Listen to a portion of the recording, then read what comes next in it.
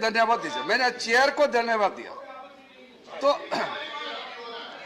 अब चेयर का भी धन्यवाद सर वो मेंबर लेना चाहते हैं, मैं क्या कर सकता हूं। चेयर को तो धन्यवाद देने दीजिए, आपको भी दूंगा। सारा मेंबर्स को मैं धन्यवाद देना चाहता हूं। सबने अच्छी बातें कही हैं, लेकिन कभी कभी लगता है कि सोचने और समझने में फर्क है। जैसे अभी हमारा कम्युनिस्ट के साथी ने कहा कि उनको आपत्ति हो सकता है भगवान बिरसा मुंडा कहने में। भगवान का दर्जा या उसका टाइटल या वो नाम तो बीजेपी ने नहीं दिया। आदिवासी जो लोग होते हैं वो सिंपल होते हैं, इमोशनल होते हैं। वो किसी अपना नेता को एक भगवान का रूप देना चाहते हैं, तो भी इसमें आपत्ति क्या है इनको? Please, please, no, you are not allowed, Mr. Birsam, no, Birsam, you are not allowed. Please do not intervene. No. आप डिस्टर्ब मत कीजिए, आपका डिस्टर्ब करने से मैं विचलित होने वाला नहीं हूं। ऐसे ट्राइबल इलाका है, उनका अपना एक पहचान है, उसका आइडेंटिटी सब कुछ है। वो इमोशनल होते हैं, उनको रोड, बिजली, पानी वो चाहिए, साथ साथ उसको इज्जत भी चाहिए। उसको थोड़ा अच्छा बात कर दे तो भी खुश हो जाते हैं। आप देखिए कभी कभी हम लोग यहाँ पे मीडिया को थोड़ा सा अपने आप को उसको नाम आने के लिए ऐसे बातें बोल देते हैं। प्रधानमंत्री जी नागालैंड गए, नागालैंड के वहाँ अपने जो ट्राइबल्स लोग अपना जो पहनते हैं, हेड गियर होते हैं, ड्रेस होते हैं, और प्रधानमंत्री जी को पहनाया। और यहाँ एक वरिष्ठ नेता कांग्रेस के वो कह रहे हैं कि बहुत ही funny outlandish tribal head gear पहन के घूम रहे हैं, ट्राइबल का ड्रेस पहन के घूम रहे हैं प्रधानमंत्री। तो इस तरह का बातें करने से आप यहाँ में हंसी मजाक का रूप में तो बात कर लेते हैं, उसका प्रभाव क्या होते हैं जमीन पे? जिसके जगह में गए, जो लोग इतना प्यार से आपको खाना खिलाया, आपको कपड़ा पहनाया, आपको सर पे टोपी पहनवाया, उसका इमोशन को आप ध्यान दीजिए ऐसे बातें करने से पहले। तो इसलिए सर मैं सबसे पहले तो हमारे वर्तमान में प्रधानमंत्री नरेंद्र मोदी जी को धन्यवाद देना चाहता हूं, क्योंकि पहली बार 3 कैबिनेट मिनिस्टर हमारे सरकार में इस देश को सेवा करने का काम मिला। और मेरे जैसे एक छोटा कार्यकर्ता, मैं कभी सोचा नहीं है कि मैं कैबिनेट मिनिस्टर बनूंगा, फिर भी सर मेरे जैसे छोटा कार्यकर्ता को हमें अंबेडकर जी का रास्ते पे चलते चलते आज उनका काम को सीखने का मौका मिला। पहला ट्राइबल आदमी इस देश का कानून मंत्री बना। तो ये प्रधानमंत्री ने कुछ विश्वास किया कि ट्राइबल है मगर काम कर सकता है, विश्वास जताया और हमको देश का सेवा करने का मौका मिला। नहीं तो मैं तो सपना में भी नहीं सोचा कि इस देश का कानून मंत्री बनेगा एक दिन। और साथ साथ में सर अब इस वक्त हमारे मंत्रिमंडल में 8 मंत्री हैं, 3 कैबिनेट है, 5 राज्य मंत्री है। इसको ऑर्नामेंटल मत सोचिए कि आदरणीय प्रधानमंत्री नरेंद्र मोदी जी का ये कदम कितना देश भर में स्वागत हुआ है, खास करके ट्राइबल्स में, शेड्यूल कास्ट में और बैकवर्ड क्लासेस में। तो ये सब चीजें होते हैं जिसको हमको एक्सेप्ट करने में कोई तकलीफ, कठिनाई नहीं होना चाहिए। बाकी पॉलिटिक्स तो चलते रहेंगे। तो इसलिए सर आज मैं मेरे प्रदेश, क्योंकि मैं भी एक सांसद हूं, मेरे प्रदेश की ओर से मैं धन्यवाद देना चाहता हूं प्रधानमंत्री जी को और हमारा जनजाति आदिवासी कार्य मंत्री जी अर्जुन मुंडा जी को।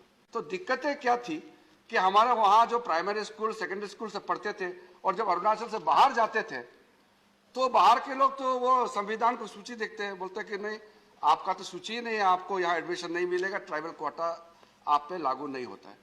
कितने सालों तक ये प्रॉब्लम होते रहा और मैं मंत्री बनने के बाद भी, मैं सांसद बनने के बाद भी ये जो प्रॉब्लम आते रहा। तो मैंने प्रधानमंत्री जी को बताया कि कितने सालों से ये पेंडिंग है और हमारे राज्य में आधा से ज्यादा ट्राइबल्स का नाम ही नहीं संविधान की सूची में। और उसके बाद एक मेजर अमेंडमेंट लाया और अमेंडमेंट ला करके पूरा कॉन्स्टिट्यूशन में अरुणाचल के सारा ट्राइबल के नाम को सूची में डाला और आज आराम से इस देश का नागरिक होकर के बहुत गर्व के साथ जय हिंद नारा लगा करके बैठे हुए हैं। नहीं तो ये सब चीजें आपने कैसे नजरअंदाज किया? आप सोचिए, ये कोई छोटा मोटा चीज नहीं है। These are the issues which are the core issues for some of the tribal people. They are the most important issues for them. But for the government of India, these were irrelevant. That is why even the issues were never taken up in this August House. That is why जब मैं प्रधानमंत्री जी को धन्यवाद देता हूं तो मैं तर्क के साथ धन्यवाद देता हूं, क्योंकि धन्यवाद का पात्र है प्रधानमंत्री। मैं ऐसा अपना नेता है इसलिए नाम लेके नहीं कह रहा हूं, ऐतिहासिक कदम उठाया है और इज्जत दिया है, नाम दिया है, तब जाकर के मैं प्रधानमंत्री जी को धन्यवाद दे रहा हूं इस सदन में।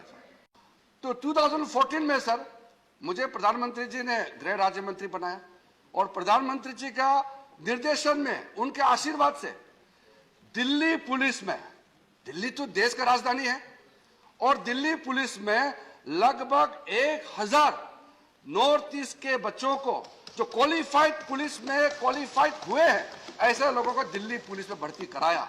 और आज दिल्ली पुलिस में पूरा वर्दी के साथ वो देश का राजधानी की सेवा कर रहे हैं, और साथ साथ में अगर नॉर्थ ईस्ट के बच्चों के साथ कोई घटना होता है उसका भी पूरा संभालने का काम कर रहे हैं। ये साल आजादी का अमृत महोत्सव के रूप में भी मनाया जा रहा है, और मैं मानता हूं कि ये आजादी का 75 वर्ष ये हमारे लिए, देश के लिए बहुत बड़ा साल है। और जब देश आजादी का अमृत महोत्सव मना रहे हैं तो ऐसे में अगर जनजातियों को, आदिवासियों को इस सेलिब्रेशन से उनको नाम मिल रहा है, पहचान मिल रहा है, उनको इज्जत दे रहे हैं, तो मुझे लगता है सबको स्वागत करना चाहिए।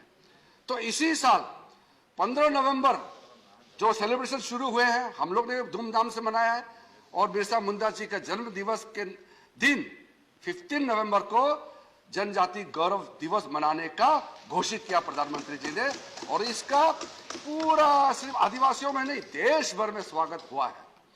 और सर इसके बाद में जब आजादी का लड़ाई हुआ, हम लोग तो पैदा नहीं हुए, हम लोग तो सिर्फ किताबों में पढ़े हैं या तो हमने कहानियां सुनी हैं। तो हमारा ऐसा जगह है इंडिया में कि आदिवासियों ने अंग्रेजों के खिलाफ काफी लड़ाई की है, लेकिन हिस्ट्री में कहीं नाम नहीं आया, कहीं जिक्र नहीं आया, कोई स्मारक नहीं है। इस तरह का कई चीजें हैं जिसको जिक्र होना चाहिए था, नहीं हुआ।